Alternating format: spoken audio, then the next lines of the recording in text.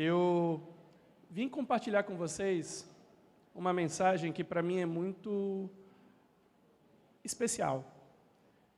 A última vez que eu preguei algo com essa temática, eu disse e repito aqui com vocês que eu considero o tema mais relevante das que eu preguei nos meus 20 anos de adventismo. Então, queria muito que vocês pudessem acompanhar e já reitero as palavras do pastor sobre amanhã. Amanhã vai ter nosso último encontro da série Razão. Vamos falar amanhã sobre quem é o homem e o que isso nos diz sobre Deus. E hoje eu queria conversar com vocês sobre essa temática. O risco da degeneração cognitiva para a última geração. Mas antes, vamos render uma prece ao nosso Deus. Querido Senhor, obrigado por nos dar o privilégio de podermos estar em Tua casa, receber a Tua mensagem, ouvir a Tua voz. Obrigado porque o Senhor tem abençoado esta igreja como um farol em meio a essa comunidade. Que o Senhor esteja conosco agora, derramando o Teu Espírito Santo. Em nome de Jesus. Amém. Pessoal, essa série ela começou quando eu conheci essas duas séries de palestras, a do Scott Hitzman, e ambas estão no YouTube, e de Joshua White. Depois, ao entrar em contato com esse material, então, essas três fontes eu sugiro para quem quiser se aprofundar um pouco mais no assunto. Mas eu vou fazer agora a pergunta que eu começo a palestra de amanhã. Então, já é um aperitivo para você que não tem vindo aos domingos, para você saber mais ou menos do que será amanhã.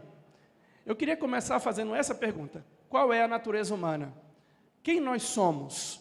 Você já se fez essa pergunta? Quem você é? Existem diversas respostas para isso. Você pode ir para várias filosofias. Recentemente eu estava ouvindo um podcast que falava, tem um ponto de vista marxista, tem um ponto de vista genético, tem um ponto de vista social, para entender quem nós somos. Será que nós somos realmente o quê? Somos matéria, resultado da aglutinação, ou nós somos algo do tipo, devido à nossa semelhança, somos apenas um animal? Somos algo diferente ou somos apenas um animal? Há somente duas opções que nós podemos pensar para entendermos quem nós somos. Ou nós temos uma origem divina, ou nós temos uma origem material e viemos através de um processo de seleção que foi selecionando os melhores até dobrar o que nós temos. As duas opções são únicas. Para quem conhece a versão bíblica, sabe do que trata essa versão e do que trata essa versão. Então, nós somos quem? Um processo evolutivo ou somos diferentes, apesar das semelhanças de outros animais? Onde está a essência do ser humano, se é que ela existe? E a resposta que eu dou inicial, pessoal, é que a essência se encontra aqui. Tudo que você é está dentro dessa massa. A prova é que se você perde um braço, uma perna, ou deixa de ter o movimento do corpo, você continua sendo humano. Porque o que você é, a sua essência está ali. E aqui você tem três regiões importantes, maiores, o neocórtex, que tem várias regiões, o sistema límbico, especialmente relacionado com afeto e emoções, e o complexo reptiliano, eu acho muito legal esse nome, que tem a ver com o teu instinto de sobrevivência. É a tua reação instintiva para a manutenção da sua vida. E aqui, no neocórtex, você vai encontrar a parte da razão, planejamento, produção de ideias. Mas e aí? Tudo bem, a essência do ser humano está aí. Mas existe algo aqui que nos diferencia dos outros? E que faz a gente evitar pensar que eu e você somos meros animais? Existe, pessoal, e os estudos mostram isso. Vocês estão vendo aqui representações ilustrativas do cérebro de vários animais. Macaco esquilo, vocês estão vendo gato, cachorro, chimpanzé e homem. Mas vocês estão olhando aí também uma parte meio azulada, não estão? Essa parte meio azulada, vocês estão percebendo que ela vai crescendo? E você está percebendo uma coisa interessante? A parte azulada, em relação ao todo do cérebro, ela é bem maior em quem? No ser humano. No ser humano, essa parte azulada corresponde a 33% de todo o cérebro. Já no chimpanzé, que teria a parte maior, corresponde apenas a 17%. 17% dessa parte azulada. E que parte é essa, Rafael? Essa parte chama-se córtex pré-frontal. Aí tem algo diferente, que para o ser humano é bem diferente dos outros animais. E onde é que eu encontro isso, mais falando biblicamente?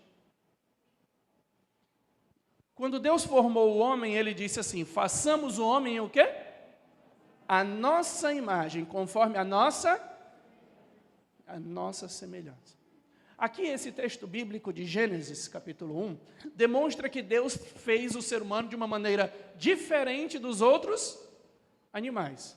Os outros animais têm fôlego de vida, sabia? Eles têm fôlego de vida, eles têm a massa, a matéria e têm o fôlego de vida. Mas o homem, ele é a imagem e semelhança. O fato dele ter a imagem, ser a imagem e semelhança, quando permite que Deus, ao criar o homem e a mulher como imagem e semelhança, possa dominar e sujeitar toda a terra. Porque somente alguém que é a imagem e semelhança de Deus, capaz de fazer coisas, e vocês vão ver com mais detalhe o que isso significa, pode dominar e sujeitar. Aqui está a nossa essência. Se perguntarem, o que torna o homem especial? O que torna o homem especial, biblicamente falando, e a única coisa que torna o homem especial é a Bíblia, porque se você sair da Bíblia, o homem é só um animal melhorado.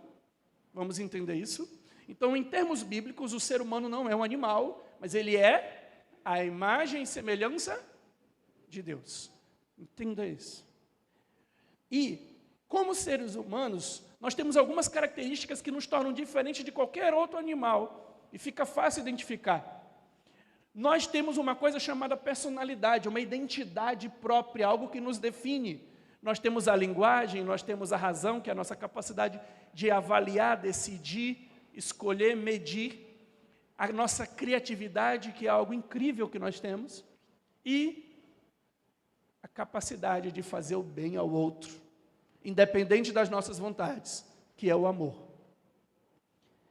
E para você entender que isso se trata dessa maneira, olha o que Ellen White diz no livro Educação. Todo ser humano criado à imagem de Deus é dotado de um poder semelhante ao do Criador. Então nós temos um poder semelhante ao do Criador. Qual é esse poder? A individualidade significa que você é um ser pessoal. Deus é um ser pessoal, você é um ser pessoal. Amanhã nós vamos falar bastante sobre esse aspecto. Isso significa que cada um de vocês tem uma identidade especial, única, uma individualidade. Outra coisa, cada um de vocês tem o poder de pensar e fazer.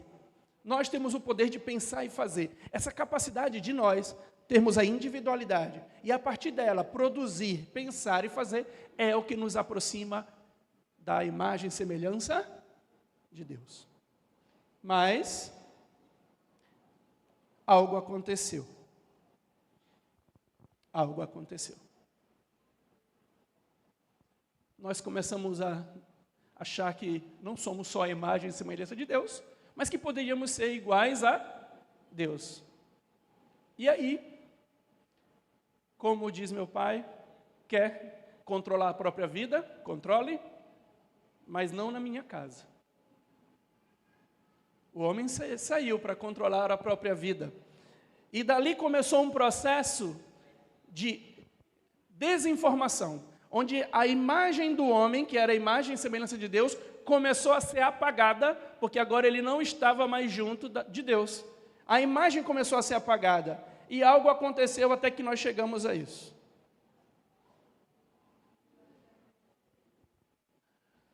Ao contrário daquele esqueminha famoso, onde o homem passa de animal para a imagem atual, biblicamente falando, nós temos um processo contrário. Nós temos um homem primoroso, bem feito, a imagem e semelhança de Deus, segundo os propósitos de Deus, que passa agora a sofrer um processo o quê? Degenerativo. Um processo enfraquecedor natural por ter se separado de Deus. E o problema é que esse homem que passa agora, então ele começa a perder aquilo que faz dele a imagem e semelhança de Deus. Vocês lembram as 3 características? Individualidade, capacidade de pensar e de fazer. Nós fomos deixando de ter isso. E se a gente perde a individualidade, nós passamos a ser nada mais do que todos iguais, sendo guiados por alguém. Nós passamos a ter um comportamento de massa. E, pessoal, foi publicado esse livro, chamado Nos Divertindo até a Morte, discurso público na era do show business. Vou já avisando, a gente vai ler muito, porque tudo que eu vou falar aqui é tão forte que precisa de muito embasamento. Tá bom? Não pode ser algo que seja minha opinião. Então, diz assim, a televisão está alterando o significado de ser informado, criando uma espécie de informação que possa ser adequadamente chamada de quê? Desinformação. Desinformação não significa informações falsas. Estranho. Desinformação não é informação falsa? Não. Ele continua. Significa informações enganosas, informações errôneas ou irrelevantes, fragmentadas ou superficiais. Informações que criam a ilusão de saber algo, mas que de fato leva longe do saber. É uma informação que te engana, te dá a sensação de conhecimento, mas que na verdade não é conhecimento concreto e relevante. É isso o que a televisão faz, e esse livro, que foi um sucesso de um pesquisador muito reconhecido, apresentou. Detalhe, o livro foi publicado em 1985. Todas as afirmações desse livro tinham essa pesquisa, em 85. Eu tinha 3 anos. Mudou um pouco de lá para cá, não mudou? Mudou. Vamos trazer uma informação um pouco mais recente. Mais de 80% dos empregadores reportam que recém-formados eram deficientes em quê? Pensamento crítico. A capacidade de pensar do ser humano, em 2007, já está sendo rastreada como passando por uma degeneração. Pensamento crítico. Deixa eu mostrar mais algumas coisas. Outra informação. Não sei quantos conhecem, existe na psicologia o efeito Flynn. O efeito Flynn é que um psicólogo estudou, fez testes de QI com várias gerações e observou que as gerações seguintes estavam tendo um QI cada vez maior do que as gerações anteriores. Vocês estão vendo essa curva crescendo? É a curva do QI. As gerações seguintes estavam tendo. Em países desenvolvidos, havia um crescimento, e países em desenvolvimento, um crescimento mais acelerado ainda. Aí diz, olha, que bom, então as pessoas estavam se tornando, segundo a medição do QI, mais espertas? Sim, segundo a medição desses dados. O problema é que os dados recentes mostram que essa curva não está mais crescendo. Agora ela está decrescendo. Deixa eu te mostrar uma pesquisa feita pela Universidade de Londres, em 2003, que o desenvolvimento das crianças... Detalhe, em 2003, o desenvolvimento das crianças é 2 anos menor que na década de 70. Significa o seguinte, a maturação, a maturidade, a inteligência do seu filho, em 2003, lá, dos filhos que foram participar dessa pesquisa, era correspondente a 2 anos antes, na década de 70. Ou seja, as pessoas na década de 70 com a mesma idade tinham uma maturidade de 2 anos a mais. Isso em 2003. Meus amigos, estamos testemunhando e catalogando e observando um processo acelerado de degeneração mental. E qual é o perigo disso? Dessa diminuição da nossa capacidade cognitiva. O principal perigo, existem vários, nós vamos mostrar vários, mas o principal perigo está que nós viramos algo que estava sendo muito falado nesse momento de política por aí, nesses últimos anos de política. Vocês lembram? Que um chamava o outro, né? Um lado chamava o outro, dizendo assim, Tu é gado. Tu é gado. Detalhe, deixa eu te contar um segredo. Os dois lados estão certos. Todos estão sendo gado. Porque a partir do momento que você perde a sua individualidade, seu senso crítico, sua capacidade de pensar, você é conduzido por outros. Você passa agora a ser conduzido. E se você passa a ser conduzido, você não tem mais a capacidade de distinguir o certo de errado, como é que você vai enfrentar essa realidade? Apostasia nos últimos tempos. Mas o Espírito expressamente diz que nos últimos tempos apostatarão alguns da fé, dando ouvido a quem? Espíritos enganadores e doutrinas, pela hipocrisia de homens que falam mentiras, tendo cauterizado a sua própria consciência. Pessoal, como pessoas serão enganadas? São enganadas quando elas têm a incapacidade de distinguir a verdade do erro. Então, uma sociedade como a nossa, que está cada vez mais degenerando e se comportando como gado, vai ou não facilmente ser conduzido para o erro? E aí está o perigo. No livro Eventos Finais, esse trecho sempre me mexe comigo. Porque ela diz que, aproximando-nos do fim da história terrestre, e Satanás está trabalhando como nunca antes. Ele está procurando atuar como dirigente de que mundo? Mundo cristão, com uma intensidade que é incrível. Está agindo com seus enganos e prodígios, ocultando sua perversidade sob o disfarce de... Então entenda o que está acontecendo. Ele está te enganando, criando uma falsa apresentação disso. Como é que alguém vai perceber? Eu poderia falar mais aqui, mas eu vou trazer o texto bíblico de Mateus 24, 24. Se possível, enganaria até os... Entendem por que os escolhidos podem ser enganados? Porque a capacidade cognitiva dos escolhidos está o quê? Diminuindo. Pensamento independente, senso crítico, criatividade, raciocínio lógico, capacidade de avaliação, tudo está diminuindo. Então é muito fácil enganar.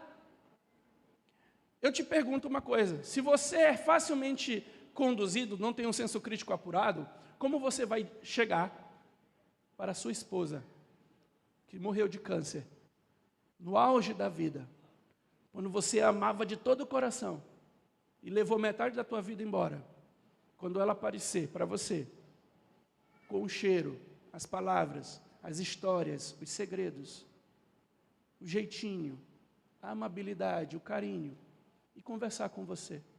E dizer para você que as coisas não são necessariamente como você tinha estudado antes. São um pouco diferentes. Como você vai ter pensamento independente, senso crítico, capacidade para dizer, não, isso é um erro? O problema, meus amigos, é aqui, ó. Quando você encontra o pensamento, quando você controla o pensamento de um homem, você não precisa se preocupar mais com suas, porque você controla o pensamento. Essa é a chave da propaganda. Ellen White nos adverte dizendo que nós estamos em uma guerra o quê? Mental. Deus sabe que eles terão que lutar contra os poderes das trevas que se esforçam para ganhar o controle da mente. Nós estamos em uma guerra mental. Nós estamos em uma guerra terrível. Uma guerra onde você está sendo conduzido a se tornar gado, onde você está sendo conduzido a não pensar mais, onde você está sendo conduzido a não agir dessa maneira. Aí você diz, por que você está sendo tão ríspido, nesse sentido, tão objetivo, tão contundente? Vou te dar porque eu tenho os dados. Vamos ver como é a nossa sociedade hoje. Qual é a cultura da nossa sociedade hoje? E para isso eu vou te pedir, você vai ouvir falar desse livro. Desde que foi lançado na França, ele tem causado uma grande polêmica. Mas quem é o autor desse livro? Deixa eu só te dizer, antes de mais nada. Michel Desmourgues, ele é um autor, ele é quem? Diretor do Instituto de Saúde Pública e Neurociência da França. Ele escreveu o livro A Fábrica de Cretinas Digitais, onde nesse livro ele apresenta os dados mais recentes, onde ele reúne os dados concretos recentes e mais válidos sobre pesquisa, a questão do mundo digital. E olha o que a BBC News fala. O livro do neurocientista Michel Desmournes apresenta com dados concretos e de forma conclusiva como os dispositivos digitais estão afetando seriamente e para o mal o desenvolvimento neural de crianças e jovens. E o La Razón, jornal da Espanha, diz: se não quisermos uma geração, vamos ler este especialista com atenção e desconectar nossos filhos. Eu gostei muito dessa expressão, geração de idiotas, porque, para mim, é hoje o que a sociedade é, uma fábrica de idiotas. E não é para mim, não é minha opinião, você vai ver. Ontem, preparando a mensagem, eu entrei em contato com a entrevista desse autor, desse pesquisador, à BBC. E ao ler a entrevista, eu disse, meu Deus, só a entrevista é um sermão. Só a entrevista. E vocês vão ver alguns trechos que eu separei dessa entrevista. Ele é perguntado sobre o que está causando essa diminuição no QI. Porque ele mostra que nós estamos no primeiro momento em que o QI dos filhos está menor que o QI dos pais. Até então, vocês lembram do efeito Flynn? Não era o contrário? Agora nós estamos observando pela primeira vez a redução. Os filhos com QI menor que os pais. E aí ele diz, vários estudos têm mostrado que quando o uso da televisão ou videogame aumenta, o QI e o desenvolvimento cognitivo diminui. Os principais alicerces da nossa inteligência são a base da tua inteligência. Olha o que ele diz, linguagem, concentração, memória, cultura, definida como um corpo de conhecimentos que nos ajuda a organizar e compreender o mundo. Isso é a base da nossa inteligência, linguagem, concentração, memória. E ele continua. Quanto mais tempo de tela, menos inteligente e o que mais, gente? Humana a criança fica. Criança, jovem, adulto. Ser menos humano é o quê? Segundo o padrão bíblico, é ter menos a imagem e semelhança de Deus. Isso é ser menos humano. Biblicamente falando, porque ser humano, biblicamente falando, é ser a imagem e semelhança de Deus. Então, quanto mais tempo de tela, nós nos tornamos menos humanos, portanto, menos imagem e semelhança de Deus. E continua. Ele usa uma expressão que ele cria, e ela é bem chocante, mas verdadeira. Ele diz, a orgia digital atual está arrasando as bases mais essenciais da humanidade, das crianças. A linguagem, a concentração, a capacidade de memória, a criatividade e a cultura. Isto me irrita profundamente. Nós estamos, ele usa crianças, mas é adultos, jovens. A cultura moderna das mídias, dos eletrônicos, das redes sociais, está pegando você e reduzindo você. E ele continua. E por que os dispositivos digitais causam tudo isso? Perguntaram, a BBC perguntou a ele, e ele responde, as causas também são claramente o quê? Identificadas. Se você for ver o livro dele, uma coisa que me chamou a atenção, existe um pequeno livro lá dentro que é a referência. É enorme o pacote de referências que ele usa, porque ele diz, eu não posso falar nada aqui que não esteja bem fundamentado nas pesquisas. E é muita referência. E ele diz, são claras. Quais são as causas? Claramente, diminuição da qualidade e quantidade de quê, gente? Interações intrafamiliares. Quanto mais mundo digital, menos relações humanas familiares. Aí continua, diminuição do tempo dedicado a outras atividades enriquecedoras. Lição de casa, música, arte, brincar. Perturbação do sono, superestimulação da atenção, superestimulação intelectual, que impede o cérebro de desenvolver todo o seu potencial, e sedentarismo excessivo. Tudo isso está conectado com a vida digital que nós estamos hoje vivendo. Nós estamos vivendo e os nossos filhos mais ainda. E continua. Que dano exatamente as telas causam ao sistema neurológico? Perguntaram para ele. Observou-se que o tempo gasto em frente a uma tela para fins recreativos. O que é que acontece com esse tempo? Para fins recreativos, atrasa a maturação anatômica e funcional do cérebro em várias redes cognitivas relacionadas a quem? A linguagem e a atenção. Ele atrasa o desenvolvimento mental de seu filho e da sua filha, principalmente relacionados à linguagem. A situação está tão feia, trágica até. E tem mais, tá? Ele diz assim, quanto tempo mais ou menos na sua pesquisa observou que as crianças passam? Até 2 anos, muitas crianças passam 3 horas por dia. Aí você diz, é muito. Eu acho que isso não é verdade. Faz um favor para você. Você que gosta do Instagram, do WhatsApp, vai no teu celular, ou vai no YouTube e aprende como fazer, mas vai no teu celular, tem uma configuração lá dentro que diz assim, uso de tempo de tela. Veja quanto você usa. Eu já fiz isso.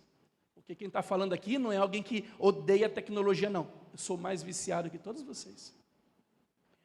E eu descobri, quando eu fiz isso, que eu dou o dízimo para o celular. Da minha vida para o celular. Aproximadamente 10% do meu tempo diário de vida, não é de acordado, não. É de vida, né? 24 horas, mais ou menos 2,4 aí, 2,2 alguma coisa horas eu tenho de uso de celular. E tem semana que meu celular dá um aviso ainda assim. Ele tem mais consciência do que eu. Você está usando 50 minutos a mais do que dá. Credo, ainda estou usando a mais. Então, até 2 anos, os estudos mostram que crianças têm usado de 3 horas por dia. Já para crianças maiores de 8 anos, esse tempo vai para 5 horas. E para adolescente, chega a ter 7 horas de uso de tecnologia por dia. E ele continua. Digo com franqueza, isso é um absurdo. Ah, desculpa, eu não li a pergunta. Há estudos que afirmam, por exemplo, que os videogames ajudam a obter melhores resultados acadêmicos. Uma vez num debate com amigos professores, doutores, não, mas você não sabe que os videogames promovem a capacidade cognitiva? Eles ficam mais atentos, espertos? Tá, olha o que o neurocientista que escreveu o livro publicou. Digo com franqueza, isso é um absurdo. Essa ideia é uma verdadeira obra-prima da propaganda.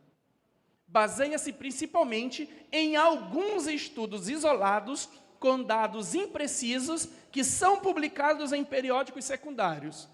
Traduzindo, revista que não importa. Então ele está dizendo que não acredite nessa ladainha de que faz bem para a saúde. Não, não faz. Agora eu só quero deixar claro aqui uma coisa. Ah, irmão, você está dizendo que é para não jogar? Não, calma aí. Deixa eu te explicar uma coisa. Vocês viram a expressão que ele usou? Orgia digital. Vocês viram? Onde ele chama o quê? É o uso desenfreado. Não é de vez em quando, ocasionalmente, a criança vai lá e jogar um pouquinho. Não é isso que ele está falando. E também não é o uso, de vez em quando, você fazer uma leitura ou acessar suas redes sociais. Não é isso que ele está falando, é esse uso desenfreado, completo, onde você chega com as crianças, faz o seguinte, amanhã é domingo, vá almoçar fora e olhe para as mesas ao seu redor. E você vai entender o que ele chama de orgia digital. Você vai entender. E aí, então entendam, não se trata disso. Olha só, em uma interessante pesquisa, falando sobre os videogames, ele diz, foram dados às crianças videogames na escola. E olha só, consoles de jogos foram dados a crianças que iam bem na escola. Eles pegaram crianças que estudavam bem na escola e deram videogames para eles. Prestem atenção. Depois de 4 meses, eles usando os videogames, eles passaram mais tempo jogando e menos fazendo o quê? Dever de casa. E suas notas caíram 5%. Aí diz, é pouco. Foi só em 4 meses. Multiplica por anos isso. Multiplica por anos. Agora, esse aqui foi o que eu gostei bastante. Ele diz que em um outro estudo, as crianças tiveram que aprender uma lista de palavras. 1 hora depois que elas aprenderam a lista de palavras, elas foram, um grupo delas foi jogar videogame. Um joguinho de corrida. 2 horas depois, elas foram dormir. Na manhã seguinte, fizeram um teste sobre a decoração dessas palavras.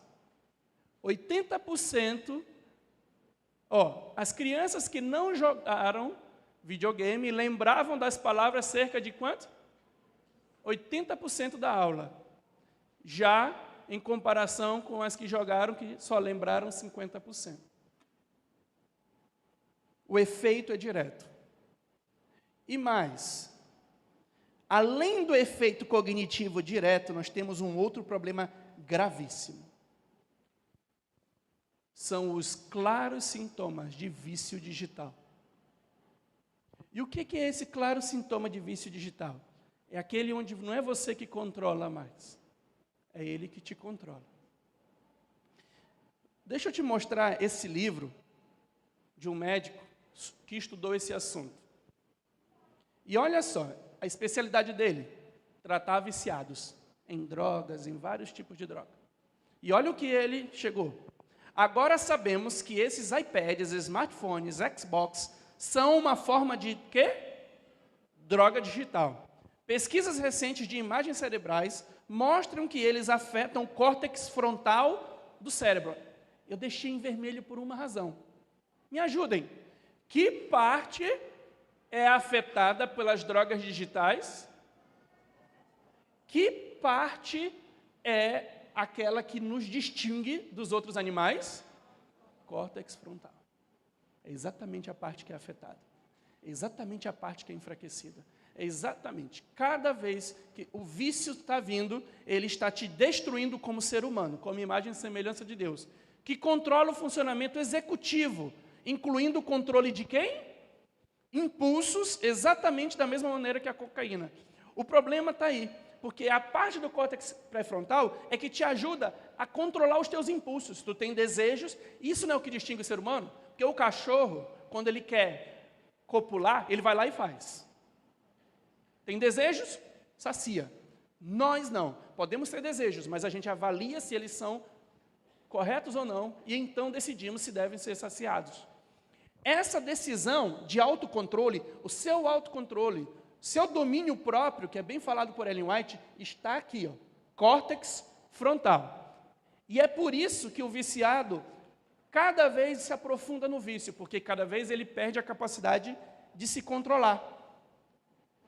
Ó, jovens viciados em tecnologia experimentaram os mesmos sintomas de abstinência de quem? Alcoólatras ou viciados em quê? Os mesmos sintomas foram experimentados por outro. E ele diz isso aqui, que esse aqui é forte. Eu fiquei pensando, meu Deus, o que é isso? Eu trabalhei com centenas de viciados, diz o médico, em quê? Heroína e quê? Metafetamina. E o que eu posso dizer é que é mais fácil tratar um viciado em heroína do que um verdadeiro viciado em... Sabia? É mais fácil livrar seu filho da heroína do que do vício em videogames e telas. Quantos de vocês arriscam deixar seu filho usando heroína? Ninguém, né? A gente nem cogita, nem passa. É até estranho ouvir alguém perguntando isso aqui no culto, porque é absurdo. Mas a gente deixa uma coisa que vicia mais do que a heroína. E continua. O cérebro do seu filho no Minecraft parece o de um drogado. É o que imagens de cérebro expressam. E aqui é um resumo do problema grave. Tanto o uso de drogas quanto o uso excessivo de telas, na verdade, prejudicam quem? O córtex frontal. E reduzem quem, gente? A massa cinzenta nessa parte do cérebro. Seu cérebro é reduzido pelo uso de eletrônicos. E ele continua. Portanto, jogos hiperexcitantes criam um golpe duplo. Pessoal, é um golpe duplo. Prestem muita atenção nisso. Eles não apenas viciam, mas como o vício afeta o córtex pré-frontal, que te inviabiliza ter mais autocontrole, isso faz com que você tenha menos controle e mergulhe mais ainda onde? No vício. Então é uma espiral degenerativa. Cada vez você aprofunda-se mais no problema. Eu vou apresentar para vocês uma outra pesquisadora que a experiência dela, ela tem clínica de tratamento de pessoas com vícios digitais, e ela escreveu um livro reinicia o cérebro das suas crianças. E ele diz o seguinte: veja os eletrônicos como um estimulante, em essência não muito diferente da cafeína, anfetamina ou cocaína. O uso de dispositivos de tela eletrônica coloca o corpo em um estado de alta excitação e hiperfoco, e depois tem a queda. Uma pesquisa interessante, recente, sugere que o tempo de tela, em particular o uso de mídia social, causa o que, pessoal? Infelicidade. Quanto mais eles usavam o Facebook, mais infelizes se sentiam. Mais sentir-se infelizes não levou ao mais uso do Facebook. Pessoal, deixa eu te explicar uma coisa, rapidinho. Alguém deve, muito esperto, estar me perguntando: Rafael, se eles são infelizes, se essa pesquisa diz, por que as pessoas usam? Porque a definição de felicidade que essa pesquisa está, neurologicamente, não é o que você chama de felicidade às vezes.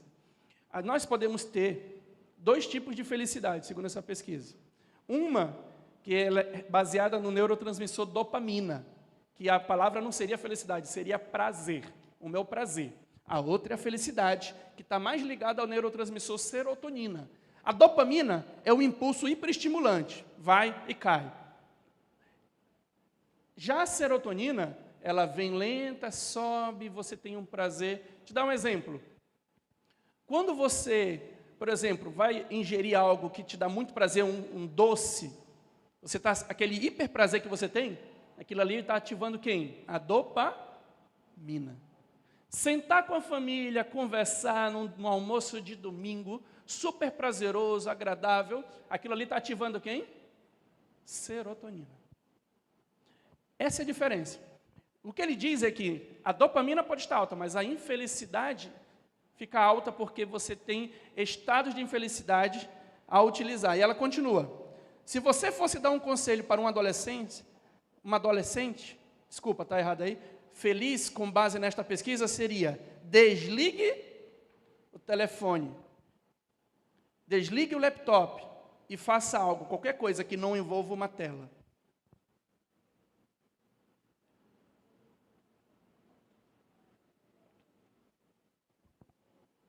Outra pesquisadora que estuda os efeitos da tecnologia digital no cérebro, ela diz que nós estamos hoje numa geração infantilizada. O que é maturidade para vocês? O que é responsabilidade? Ser adulto. Se a gente fosse parar para dizer, o que seria ser adulto? Eu vou dar uma definição e vejam se vocês concordam. Maturidade, ser adulto, é fazer o que precisa ser feito, ainda que você não queira. Concorda ou não concorda? Isso é ser adulto. Que adulto gosta de acordar cedo para ir trabalhar? Ainda mais na época de chuva, de vez em quando tem aí. Minha esposa acorda de manhã. Ela odeia acordar cedo, está sentindo sono, mas ela acorda de manhã para fazer o desjejum do nosso filho, que vai para a escola. E ele tem que sair 6h30, então ela acorda às 5h30, para arrumar tudo para ele. Ela gosta? Não. Não, mas ela ama o filho, ela faz por amor. Faz por amor sem gostar. Faz por amor sem estar sentindo prazer. Prazer nenhum. Mas faz por amor. Maturidade, vida, é a capacidade de você fazer o que você não quer, mas que precisa. Quem faz isso? Aqui, lóbulo frontal, capacidade de decidir. O que nós estamos enfraquecendo, diminuindo a densidade, enfraquecendo essa capacidade? Aí você diz, mas é isso mesmo, Rafael? Eu não tenho muito tempo aqui, porque a palestra é bem grande. Eu não tenho muito tempo para dizer para vocês, mas eu vou só te contar depois. Procura no YouTube, na internet, Phineas Gage. Procura a história de Phineas Gage, um caso neurológico famosíssimo de um homem que, numa explosão, numas escavações de mina nos Estados Unidos, teve uma barra de metal que atravessou sua cabeça. Entrou aqui e saiu aqui. Devido à explosão, a barra entrou aqui e saiu aqui. Disseram que ele tinha morrido, mas ele não morreu. Depois de um tempão, muito mal, se recuperou. Phineas Gage era conhecido na comunidade da cidadezinha próxima ali, como uma pessoa maravilhosa, um bom cidadão, um bom vizinho, uma pessoa querida, pai, esposa, filhos, tudo. Terminou aquilo ali. O que aconteceu com o Phineas Gage? Depois daquele episódio, ele se recuperou. Phineas Gage virou alcoólatra, uma pessoa insuportável, dizia as verdades, agressivo, impulsivo, perdeu a esposa, perdeu a família e viveu no mundo das drogas e do álcool. Ele perdeu a capacidade de dizer não para os seus impulsos, porque o lóbulo frontal foi danificado. Nós temos uma geração infantilizada, uma geração incapaz de dizer o que vai fazer, ainda que não queira. Pessoal, eu tenho algumas coisas a falar, mas também não quero ocupar muito tempo de vocês, não sei como é que está aqui. Tá? Não quero ver vocês saindo e eu ficar aqui sozinho falando. Mas uma coisa que eu queria comentar com vocês, a realidade do Insta, uma coisa que pouca gente sabe. Vocês sabiam que a gente se orgulha de dizer assim, eu sou multitarefa, eu faço um monte de coisas ao mesmo tempo. As pesquisas mostram que quanto mais multitarefa você faz, isso vai prejudicar o autocontrole e sua capacidade de atenção e concentração. Quanto mais multitarefa você é. Outro, os danos da multitarefa. Você abre o Instagram, você abre o WhatsApp, você abre Facebook, você passa de um para o outro, você está no computador, você vive fazendo isso. Você é multitarefas. Eles descobriram que multitarefas tinham menos densidade cerebral aonde? No córtex singular anterior. Uma região responsável por quem, gente? E controle cognitivo e emocional. Eu vou para a parte final aqui com vocês. Olha essa pergunta que eu botei em vermelho porque eu achei fantástica. Para mim é a parte sensacional daquela entrevista do autor daquele livro. E olha o que ele diz. Como o senhor acha, olha a pergunta, pessoal, que os membros dessa geração digital serão quando se tornarem adultos? Traduzindo, como é que o pesquisador acha que os nossos filhos serão quando se tornarem adultos, os filhos da era digital? E ele diz o seguinte: costumo ouvir que os nativos digitais sabem, mas de maneira diferente. A ideia é que, embora apresentem déficit linguístico, de atenção, de conhecimento, eles são bons em outras coisas. A questão está na definição dessas outras coisas. Vários estudos indicam que, ao contrário das crenças comuns, eles não são muito bons nem com computadores. Um relatório da União Europeia explica que a baixa competência digital impede a adoção de tecnologias educacionais nas escolas. Por incrível que pareça, as novas gerações que vivem no digital são ruins com computadores. Porque para isso você precisa usar sua capacidade cerebral. O que eles sabem é usar os aplicativos. Eu uso o aplicativo, não é usar o computador. E ainda continua. Outros estudos também indicam que eles não são muito eficientes no processamento e entendimento da vasta quantidade de informação na internet. Seus filhos não sabem lidar com um monte de informações que vem na internet. Não sabem filtrar. Quem não sabe filtrar é conduzido pelo erro. Simples. Então, o que resta? Eles são obviamente bons para usar aplicativos. Comprar produtos, baixar músicas e filmes. E ainda continua. Para mim, essas crianças se assemelham às descritas por Aldous Huxley, em seu famoso romance Admirável Mundo Novo. Como é que seriam essas crianças no futuro? Seriam pessoas, o quê? Adultos, atordoados por entretenimento bobo, privadas de linguagem, incapazes de refletir sobre o mundo, mas felizes com a sua sim. E ainda diz, o aumento das desigualdades, olha só, o que a orgia digital vai produzir? Um aumento das desigualdades sociais e uma divisão progressiva da nossa sociedade entre uma minoria de crianças preservadas. Vai ter um pequeno grupo de crianças que os pais se preocuparam, que os pais mudaram sua atitude, que os pais protegeram, que os pais levavam para brincar na rua, brincar no parque, correr, faziam atividades com eles. Vai ter um grupo de crianças menor, protegida, que elas vão ser chamadas, segundo o livro do Huxley, de alfas, que possuirão, através da cultura e da linguagem, todas as ferramentas necessárias para pensar e refletir sobre o mundo.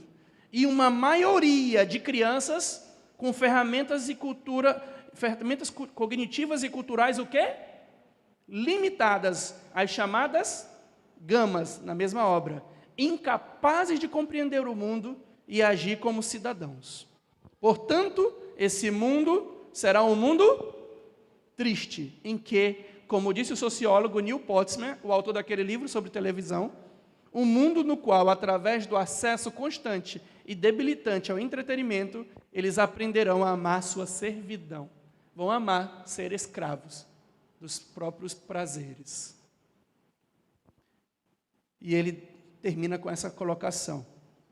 Simplesmente, não há desculpa para o que estamos fazendo com os nossos filhos e como estamos colocando em risco seu futuro e desenvolvimento. Ellen White nos diz algo parecido. São poucos os concentrados, e essa palavra estranha, mas que é assim que está no livro dela, concentrados raciocinadores, pessoas que pensam de maneira profunda e concentrada, são poucos. E os pensadores lógicos, em razão de haverem falsas influências impedindo o desenvolvimento do intelecto. Quando me dizem que essa mulher era só uma escritora, eu digo, não. Uma mulher que escreveu sobre isso no início do século e que se torna uma verdade presente a cada dia que passa, mais evidente, não foi só uma mulher escritora. Deus nos advertiu. Como sair desse caos degenerativo? Como? Eu não posso terminar sem dar a orientação de como sair. No livro Educação diz, é trabalho da verdadeira educação desenvolver esse poder. O poder de quê? Treinar os jovens para serem o quê? Pensadores, e não meros refletores do pensamento de outros homens. E aquela pesquisadora que trata pessoas com TDAH, depressão, ansiedade, bipolar, problemas de transtorno de humor, TDAH, eu tenho. Ela que trata isso. Tenho, é verdade, Érica, tenho. E com laudo, como a minha esposa, com muito orgulho, eu tenho meu certificado. Vou botar em cima do meu escritório. Do lado do doutorado está lá, certificado de TDAH. Bom, eu também, cara, somos dois. Então, ela diz o seguinte, quando ela recebe crianças em alto grau de vício digital, olha o tratamento que ela tem. 100% de quê? Abstinência por quanto? 3 semanas. Claro que você um grande erro dos pais, ele simplesmente vai lá e tira. Não, você vai nesse tratamento com ela, é tirado e é criada uma nova rotina de atividades. Atividades, esporte, brincadeiras. A família tem que estar envolvida nesse processo. Nova rotina. Aí o que é que ela observou? Depois de 3 semanas, gente. Só isso. 80% das crianças têm a maioria dos seus sintomas o quê? Desaparecendo. E metade delas, todos os sintomas desaparecem. Todos desaparecem. Eu vou deixar só esse slide, porque eu ia falar um tempo depois sobre a importância da leitura como um remédio para essa situação. E esse neurocientista, Inácio, ele diz que a leitura é um dos melhores exercícios possíveis para manter o cérebro e a capacidade mental em forma. Promovam a leitura, leitura profunda. Ah, meu filho é pequeno, não sabe ler. Leia para ele todos os dias. Minha esposa lê para o meu desde que ele é pequeno, desde bebê. Hoje a capacidade de leitura, e ele olha um livro para ele é como se ele estivesse olhando um doce. Ele gosta, ele vai para o quarto sozinho e fica lendo. É uma das bênçãos que eu me agradeço muito a Deus, porque eu não tive isso, e meu filho tem essa relação. Eu tive que ir na marra, aprender a ler e gostar de ler. Segundo várias pesquisas, gente, eu teria muita coisa para mostrar só sobre leitura, porque essa palestra começou sobre leitura. Mas o que eu quero que vocês pelo menos confiem em mim, já que eu não posso mostrar, é que, mas eu posso mostrar essa citação, do mesmo neurociente. O raciocínio sobre o conteúdo e a semântica do que foi lido ativa quem, gente? e a memória de trabalho, que é a que usamos para resolver problemas. Pessoal, desculpa, me ajudem. Qual é a parte de novo? Qual é a parte que nos define como seres humanos? Que nos faz ser a imagem e semelhança? E que é enfraquecida pelo vício digital? Então, essa mesma parte, ela é fortalecida pela leitura profunda, porque você passa tempo refletindo profundamente, calmo. Tem um testemunho de uma criança que diz aí num dos slides, diz assim, quando eu leio, eu me acalmo. Mas quando eu vou para a internet, eu fico agitado. Então, meus amigos, que Deus nos ajude a salvar a nossa geração, que enfrentará enganos e ataques como nenhum de nós enfrentou. Nenhum de nós enfrentou. Só que eles estão sendo atacados de dentro para fora, com vícios e com um estilo de vida que enfraquece a mente deles. E eu queria fazer uma pergunta para você, desde quando eu estava vindo para cá para pregar. Você entende agora por que a Igreja Adventista recebeu a reforma de saúde? Você entende por que Ellen White recebeu uma mensagem cujo objetivo essencial é purificar, fortalecer a tua capacidade cognitiva? Não pensa que a mensagem de saúde é para tu ficar mais bonito ou viver. A tua capacidade de saúde, a mensagem de saúde é para você ser capaz de dizer não para o pecado. Ser capaz de dizer sim para Jesus, mesmo quando o teu corpo, teus desejos, teu olho te diz, vai para cá, e você diz, não, eu vou para cá, porque esse é o certo. Quem te dá essa força física? A mensagem de saúde veio com esse fim. Por que Deus não mandou a mensagem de saúde no passado? Porque Ele sabia da operação de Satanás, de enfraquecer a mente humana, e para ajudar o seu povo, Ele trouxe a reforma de saúde. Então isso é muito bem encaixado para nos ajudar. Agora a decisão é de cada um de vocês. Que Deus os ajude a tomar a decisão pelo lado da verdade. Amém.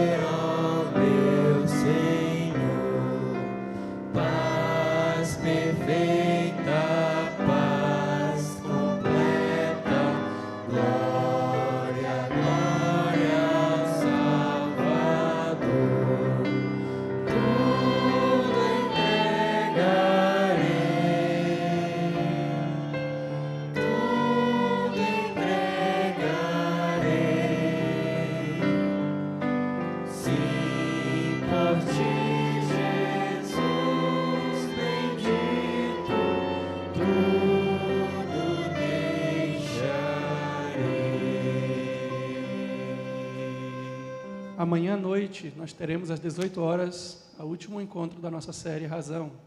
Você é nosso convidado. Eu vou, durante a oração, fazer um pedido.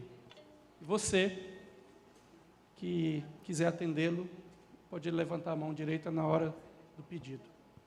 Querido Senhor, muito obrigado, ó Pai, porque o Senhor tem um cuidado especial com o teu povo.